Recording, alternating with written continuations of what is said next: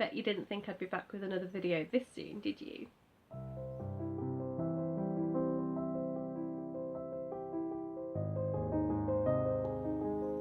So hello, welcome to this channel of crafting, crochet and knitting.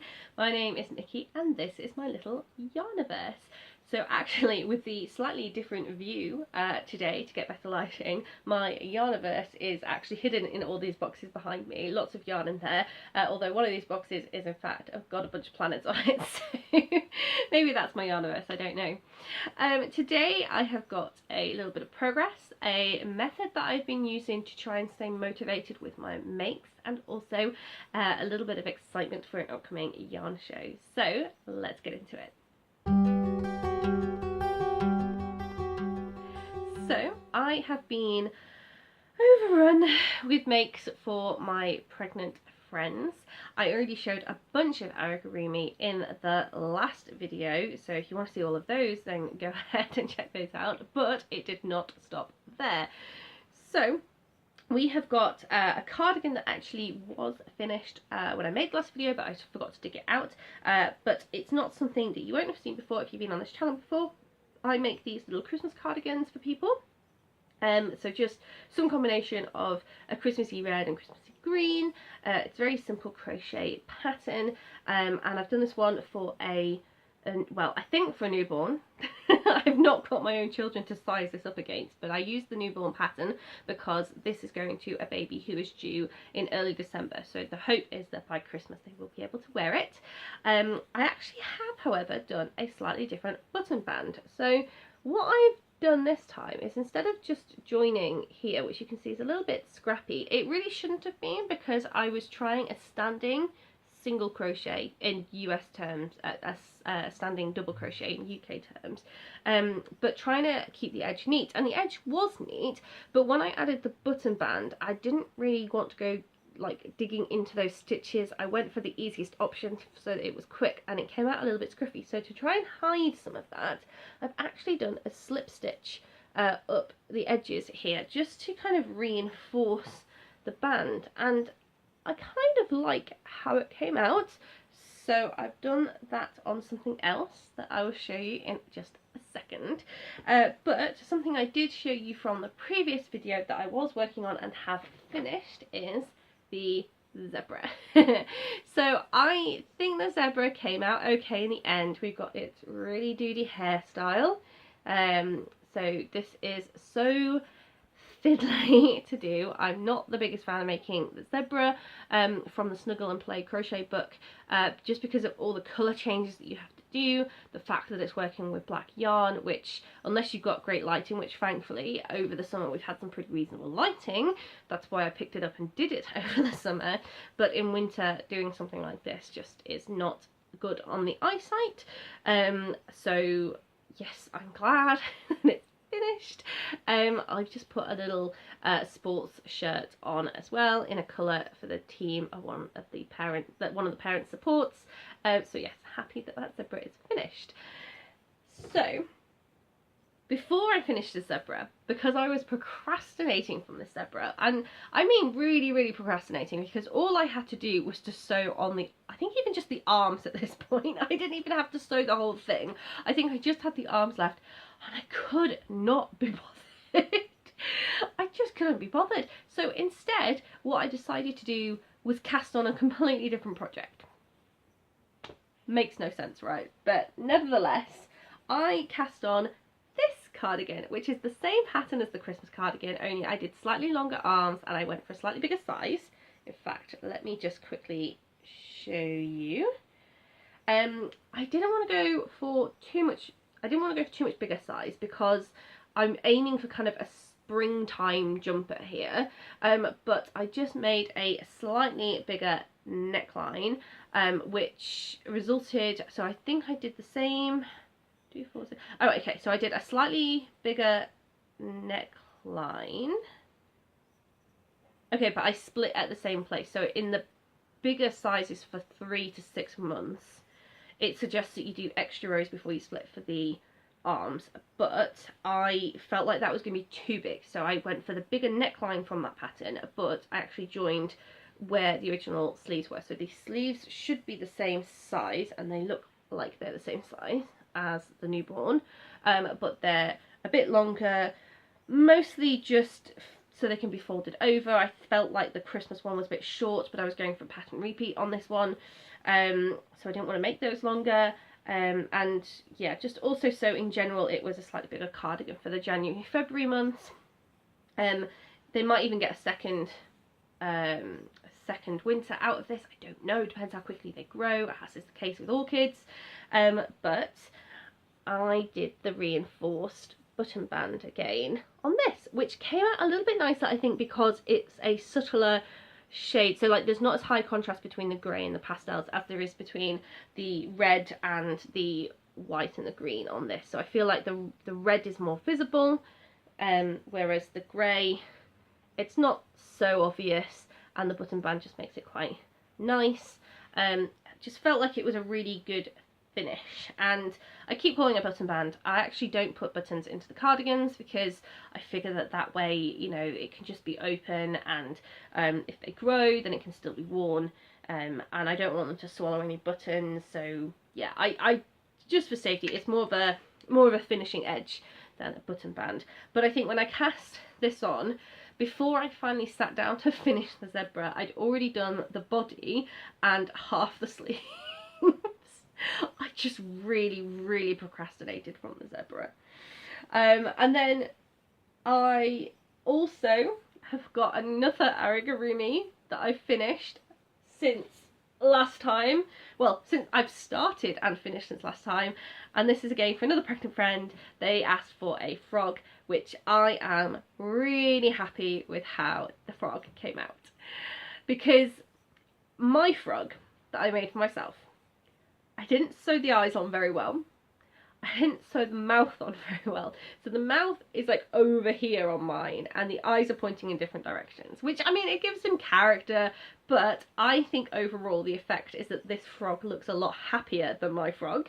So yes, I'm really happy with how this came out. I think I did sew the eyes on first, but then paid a lot of attention to sewing them on in the same place, and then I added the mouth afterwards, kind of like further around than I had done before. I kind of looked at the reference picture and tried to line it up better. So I'm really happy with this. Just look how adorable the little webbed feet are. I love the pattern. I love that the blue breaks up the green. So one of my complaints about the elephant that I made and showed a picture of in the last video is that I did it in all grey, and for a child wanting contrast, that just was not a good decision. I should have put some sort of coloured shirt on them, or maybe even striped the arms or something, because yeah, I was so focused on the shape that I didn't think about the colour. Whereas the frog has been designed so that you swap colours, and it just breaks that green up. It gives them it gives this contrast. You know, it's very strong colour contrast for a child to look at. And then what I have done for the legs, for the most part, I don't like cutting yarn, and the suggestion is that this is sort of worked almost in rows, and I try and find as many ways as possible to cheat so that I don't have to cut my yarn when I'm doing this. And this time round, what I ended up doing, you can see a little bit of a jog. I'm not going for a seamless transition, just for one where the seam is kind of in the same place so I can hide it at the back of the work and it's not totally obvious. It's not travelling, you know, in the round. So I did a slip stitch where I pulled the loop through the front to the back of the work to lock it into place, and then because I had small balls of yarn to do this with, I just actually pulled a ball of yarn through the loop so that I wasn't cutting the yarn, but I was closing off the slip stitch, and then I let it dangle there. I moved up a stitch so that I wasn't travelling, and I went around doing the next couple of rows. I did the same thing, and then I just carried that yarn up again to sort of the same starting point. So every time that I went round twice, I'd moved like 2 stitches backwards, so my slip stitch was a bit further round, so I would then pick my next colour up by moving forward a bit, and I would work over the slip stitch at the end of that row, and it just meant everything again stayed in this line. Even though it's noticeable, it's all at the back of the work. It's not actually travelling around, because such a small circumference, you could start down here and end up travelling all the way to the front of the work. So that's what I did. Very happy with my frog. Very happy. So that's my frog. So we've done our cardigans. We've done our frog and our zebra. I've got one more Aragurumi, which is still a bit of a work in progress. This has been a work in progress for what, a year, maybe a year. I really quite like Lilo and Stitch when I was younger, and I named my car after Stitch at one point because I felt like the blue colour was the same colour. I have sadly since gotten rid of that car, but I had started making a Stitch Aragurumi using a pattern that I already had that I thought would give me the right shape, and then looking at a free pattern on the internet just to get ideas for the shape of the eyes and for the like the patchwork on his skin. And then I've been making up the ear pattern myself because I kept trying different things and absolutely hating the results, and I've landed on this current solution, I think. So they are temporarily sewn in place. I think I need to get the angle right, and I definitely need to do something about his mouth. But this is what we have so far.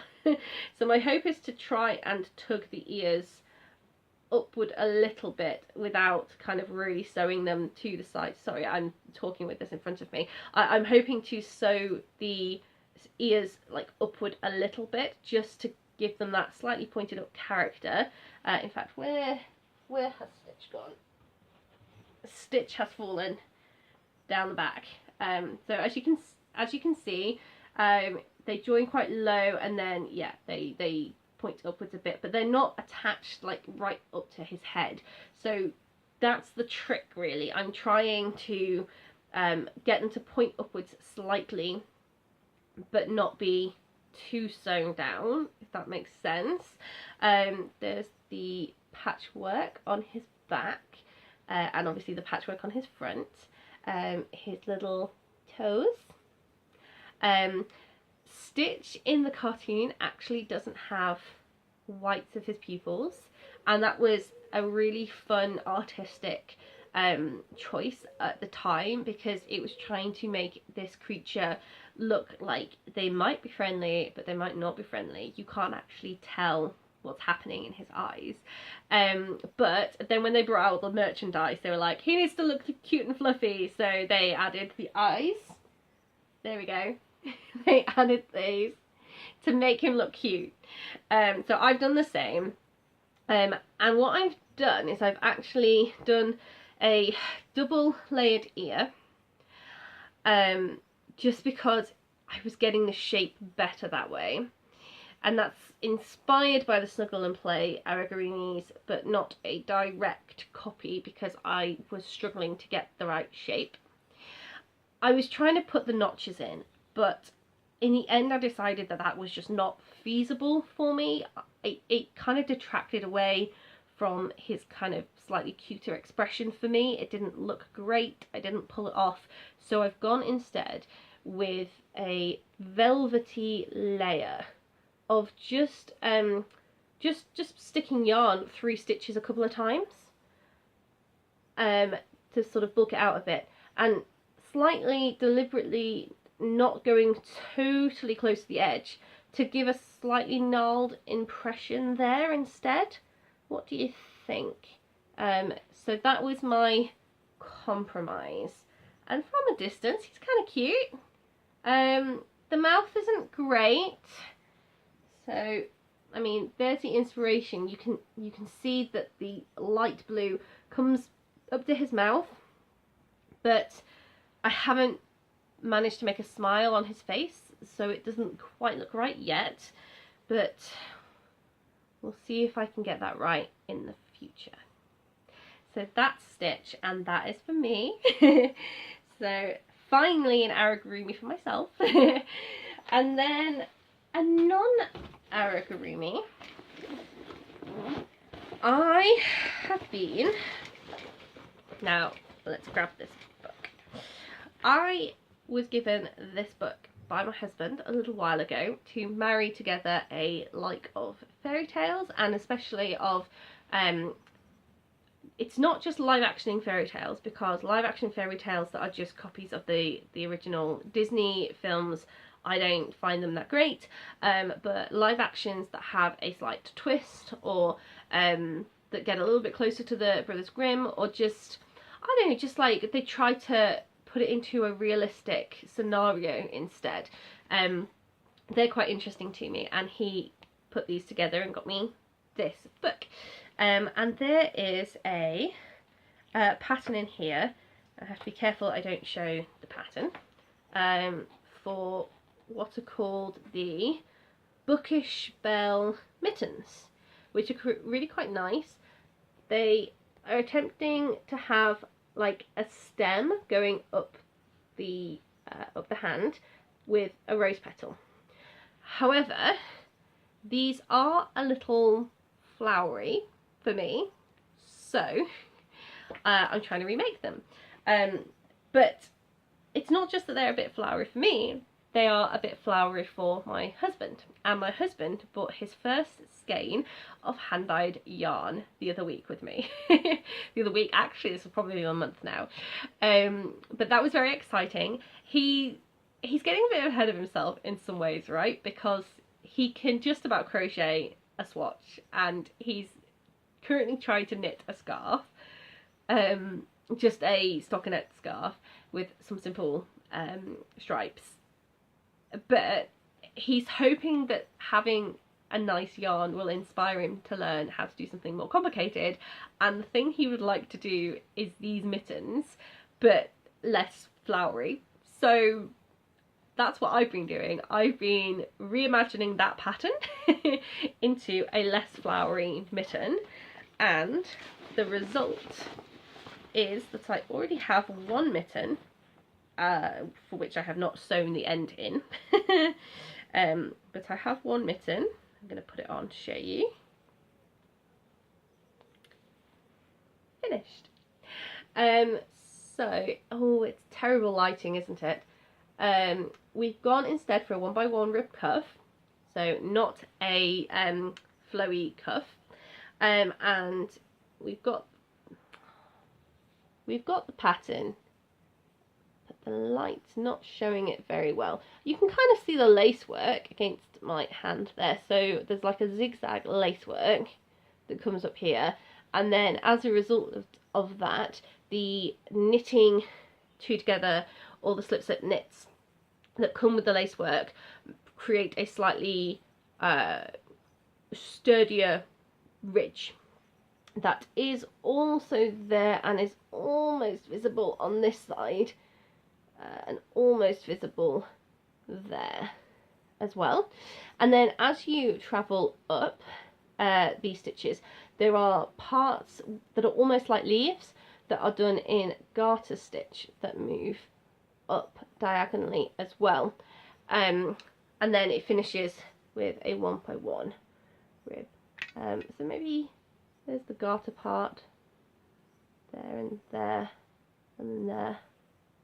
So yes, not the best. Maybe I can get a better picture and insert the picture instead.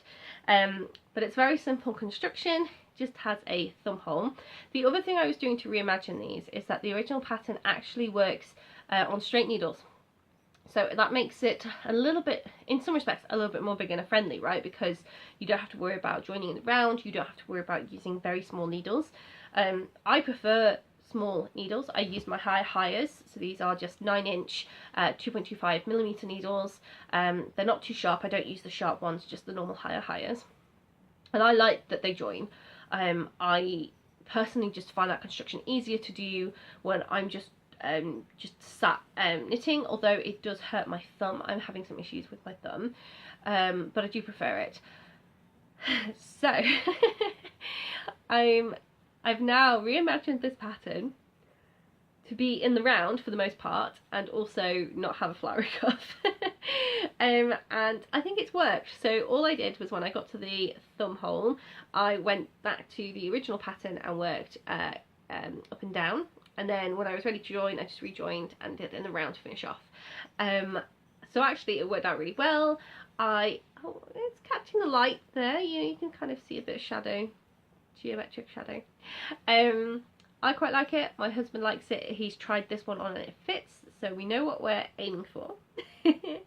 It's just whether he's gonna be able to do this, whether it's gonna work, because it's not the easiest pattern.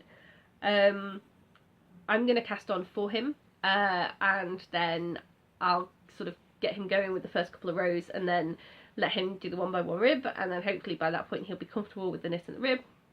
The knit and the purl, sorry, from the rib, and then we'll introduce the idea of increasing stitches and the multiple ways that we can do that. So yeah, we'll see. We'll see how well that goes. He is, however, learning how to tell the difference between his knits and his purls when they're on the needle, so that's good. And because he's doing stockinette, a stockinette scarf, he also knows that so he's got like a knit row and a purl row. So I was showing him how when you're doing a 1x1 rib, you can look at the individual stitches and not just a row of stitches. So yeah, we'll see how that goes. Oh, I forgot to mention that we are making this in one of my newly bought hand-dyed yarns that I'm very excited about. So this was the yarn that was already caked up from my recent trip to the Wool Monty show, and this is from Wool is the Answer, which was a Lincolnshire based company. They don't have a shop front unfortunately, so I was really happy to see them at a show like the Wool Monty, because then I can actually look at the yarn and see the yarn. Now I actually thought that this yarn was a little bit lighter than I would like it, but when I held it up against some of my burgundy clothes, it was perfect. So yeah, it's clearly just meant to be. And it is a 70% superwash merino, a 20% yak, and a 10% nylon. So in theory this can be washed. I will probably still hand wash it. Sorry, in theory it can be washed like in a machine, but I will probably still hand wash it. I can definitely feel the yak in there. It's a little bit coarse around here where it's tightest, but it's not too bad. Yeah, I don't know how I feel about it yet. I will have to compare it to some other just superwash blends that, you know, don't have some other non-superwash component, or some other just pure merino blends, because I know that merino is also just softer than some things. So yeah, this is all part of the experimentation, and it actually did not use a lot of yarn at all. I suspect there's slightly more than 100 grams in here, because when I weighed it, it was like saying a lot more.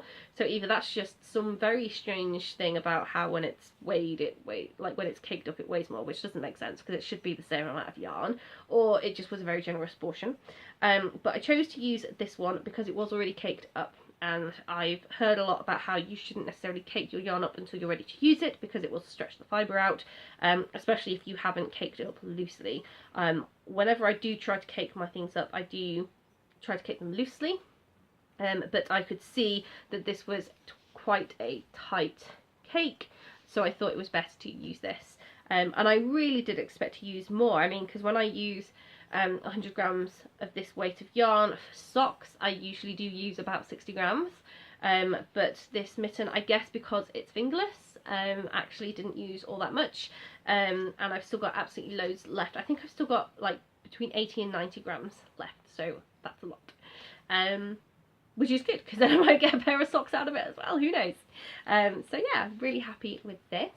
And in a future episode I will have to show you the yarn that my husband picked out for his pair. So that was all my works in progress for the last, what, 3 weeks-ish since we last chatted.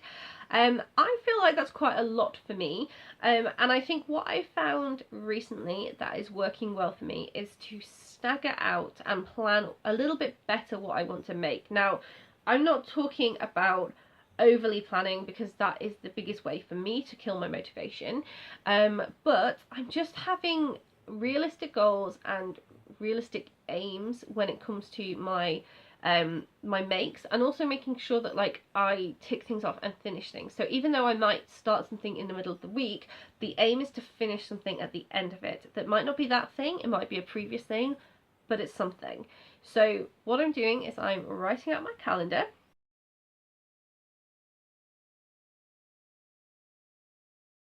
And then I'm looking at what I have in progress. I'm looking at, okay, what do I have to finish?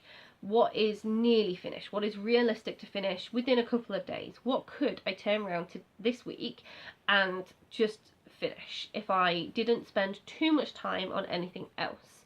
And then I'm going, right, okay, so this is the thing that's nearly finished. Let's just finish that. So I'm looking at my week. If my week is particularly busy, then I'm having more realistic expectations and going, you know what, maybe I won't finish, maybe this will be next week. So I'm also not pushing myself in that respect. I'm being very realistic with my goals, but I'm trying to say, you know what, I want to finish this week. And surprisingly, at the moment, that's working quite well.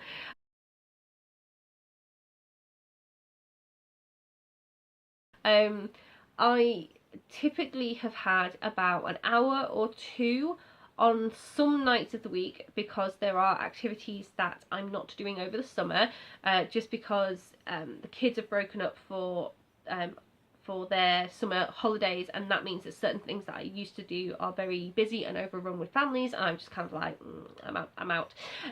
So that means I've got more time in my calendar, and because I've got more time in my calendar, I've been able to go, you know what, today I'm going to work on this, tomorrow I'm going to work on this. And then again, just being realistic, if something comes up and I can't work on something that evening, or I have somewhere else to be, then I just push that deadline back. It's fine. It's okay for it to be next week. And yeah, I never thought that giving myself deadlines for projects would work, but they're soft deadlines, and they're very realistic, and most of the time when I've done that, I've turned around and I've done a couple of evenings on it and I've finished it early, and then I've blitzed through this other thing that I maybe started when I didn't feel like it, and then I might even finish that thing as well in the same week, which is unbelievable, but at the very least I finish it before its deadline, which might be the week after. So yeah, I mean, I feel like I must have loads more time on my hands because I'm getting things done, but I think I'm also just going, you know what, this needs finishing. Like with Stitch, Stitch needs finishing. It has been in a bag up here on the top of my Kallax for absolutely ages, just because I hated on the ears, and I told myself that this month, at some point, I have to get it down and I have to look at those ears and I have to fix them. And it also kind of forced me to make a decision of, you know what I was doing wasn't working, do the best I can, do something that's going to look good, even if it doesn't look like perfectly realistic, it's still going to look good. For something that's handmade, it's the best I'm going to do at this stage in my creative development, so just go with it. And that forced me to do what I did with the ears, and it worked, and I'm happy with it. Could it have been better? Could it have been more realistic? Yeah, sure. If I knew how to make notches in the ears, it could have been more realistic. Would I have spent absolutely ages trying to develop that technique and I didn't really need it? Probably. So now we have a finished mitten, a finished stitch, a finished zebra, a finished frog, and like that's all stuff that I was planning to do by the end of the month, and I still have a week, 2 weeks of the month left. I've got one more mitten to do. To be fair, that is my goal, I think, for the upcoming week, is to have the second mitten finished by the end of that week, but that already puts me way ahead for this month, which is incredible. So I'm going to keep doing that for as long as it's working. So just before I wrap up this video, because I've seen how long it is getting, I just want to share with you my excitement for another yarn show. Now this really does have to be my last yarn show of this year, because I've been to two this year, I went to one last year, I did a yarning advent calendar last year, I have got way too much hand-dyed yarn in these cupboards behind me I need to start using. But I've been waiting for this yarn show for a year, so I am going. This yarn show is the Summer Yarn Festival, which I found out about a week too late last year. I was watching Laura Penrose over at the Knitting Pickle podcast, although I think she now goes just by Laura Penrose, but I was watching her podcast and she had just gone to this yarn show and I can't believe I missed it. So it's been on my list. It will stay on my list because hopefully I'll be able to go again in future, just maybe not next year. I'm very excited for it.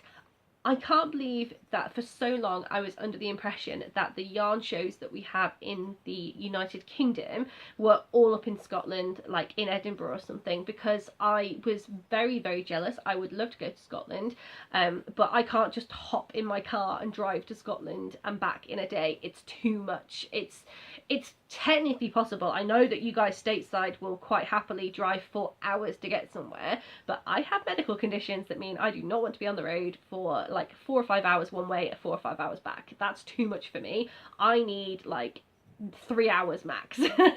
And even then I would rather stay over somewhere, and I don't have weekends to spare, so I'm thinking, oh, I'd love to go to a yarn show in Scotland. I'd love to go to a yarn show. And now I'm discovering that there are absolutely loads of yarn shows that are actually accessible to me that I just never knew about. So in case you are in the UK, or sorry, specifically in case you're in England and you are looking for yarn shows that are closer to you than having to go up to Scotland, then Bakewell is a good example. I did that last October. A little bit crowded though, so you know, you might decide to go later in the day, just a thought. Buxton as well, so that's very close in the grand scheme of things to Bakewell, and I think it's the similar people that are organising it, but if you are maybe on the other side of the country, Buxton might be a better alternative for you. I can't say what that's like, I haven't been, I just know that it exists. We've had the Wool Monty show in Rotherham. I don't know if they do it in Rotherham all the time or whether they sometimes do it in Sheffield, but it's in that general area, so that's like pretty middle of the country. That's not too far off the middle of the country, so that's a good option for a lot of people. And then now we have the Summer Yarn Festival, which is the sort of southern side of the Midlands, so it's not down in London, but it's also like it's not the middle like Sheffield, it's a bit further down. I think that one potentially moves though, so I won't say where it is per se, just that it's West Midlands. So yeah, that's a couple of ideas for you. I know that there are some yarn shows down nearer to London as well. I've seen it advertised. I could probably get there and back in a day, so I'm thinking maybe at some point I will, but just in case you are looking out for a couple of examples, there's some for your lists. So I am going to wrap things up there for today. I can't believe that I have chatted away for at least half an hour, if not 40 minutes again, but it just goes to show you that as long as I've got time to sit in front of my camera, I can in fact chat away about knitting and crochet forever. Yeah, I'm looking forward in the not too distant future to bringing you some spinning videos. Now, fair warning, I'm not very good at it, but I will give it a fair shot. I did record some footage last night, but it was like 9 o'clock and the worst lighting ever, so I'm probably not going to show you that. I will re-record it at some point, like I say, hopefully in the not too distant future. Yeah, and I hope you have enjoyed seeing my makes. Let me know in the comments what you are doing. Please like and subscribe to this channel, like this video if you're enjoying the content, and I will see you in a future video. Bye for now, everyone.